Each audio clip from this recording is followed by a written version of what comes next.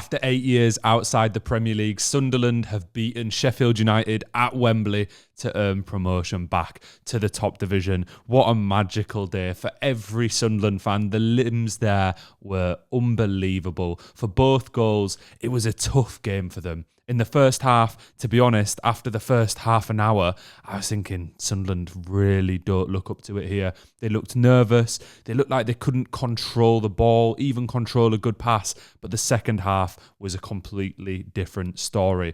To be honest, when it comes down to the overall game, I think Sheffield really played themselves. They were absolutely dominating, not in terms of possession, but in terms of chances created, etc. in the first half. And they had a few good chances in the second half as well. But they really seemed to take their foot off the gas a little bit and allow Sunderland to get more passes around, start creating more chances, start earning more corners, and ultimately have more confidence to go on and create those opportunities.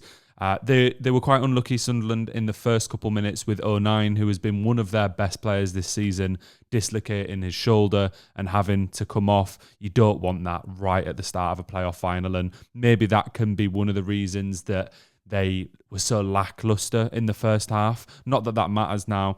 It was just a really slow start to them. Sheffield were creating some decent chances, and then from a Sunderland corner, a counter-attack where Gus Hamer just absolutely burned through the Sunderland team. I put a fantastic pass through to Campbell, who calmly chipped it into the back of the net. At this point, you're thinking, right, Sheffield are winning. They've been much better than Sunderland throughout the course of a season. Surely this is it now. Surely they don't fumble this. Not too long after, in the first half, Sheffield actually got another goal. It was their corner this time. It was headed out and then volleyed into the bottom corner. A fantastic finish, but VAR, which hasn't been in place for the rest of the Championship season, ruled that one out. Maybe that's something that Chris Wilder and some of the Sheffield fans and players will look back at as a changing moment in this fixture. I think that it was rightfully ruled out. When the shot comes in, there is a Sheffield player pretty clearly blocking Patterson and where he can dive and maybe blocking his view of the ball a little bit. To be honest, I think it was more that he was in the way of him actually diving to make the save. I can completely see why VAR would rule it out. However, I'm not sure how I feel about the fact that VAR is used in the playoff final, having not seen it all season in the Championship. I think it creates a different element to the game, something which isn't present throughout the rest of the competition and the league games. So why introduce it then? Let me know in the comments. If you're a Championship fan, tell me how you feel about VAR being used in the Championship Play-Off Final. However, after that, Sheffield United had a few other decent chances, mainly coming from Sunderland blunders. There was one in the second half where a Sunderland defender was trying to shield the ball and just completely missed it, and it produced another fantastic save from Patterson, who also made a fantastic save in the first minute. It really felt as if they were clinging on. But the fact that they managed to cling on and give themselves a chance in that final section of the game, going in to the last 15 minutes, and then they make it 1-1. Mayenda with a fantastic finish straight into the roof of the net. And really, it was Mayenda that was trying to push the envelope a little bit overall. It was a great through ball to him from Roberts. He has to calmly control it and bangs it into the roof of the net.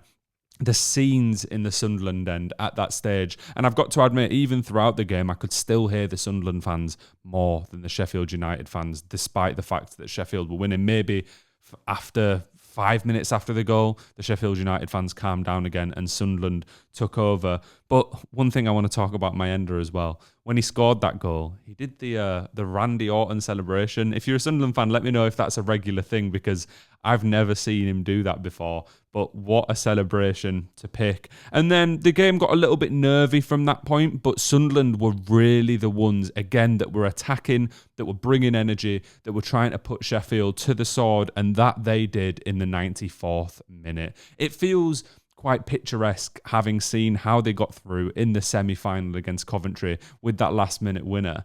This time doing it again in the 94th minute. Watson, in what is apparently his last game for Sunderland, curls one from the edge of the box into the bottom corner.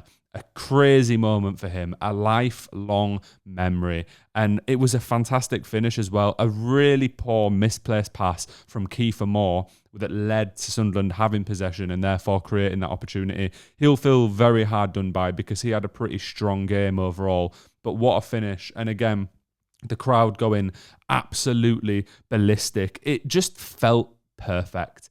After Sheffield United having so many opportunities to go up automatically, having so many opportunities to finish this game off, for Watson to just go curl one in the 94th minute. Wow, wow, wow. And I've got to admit, I'm so happy Sunderland are back in the Premier League. It feels right, doesn't it? A near 50,000 seater stadium, a massive rivalry with Newcastle, a fixture that everyone will want to watch when it's on telly.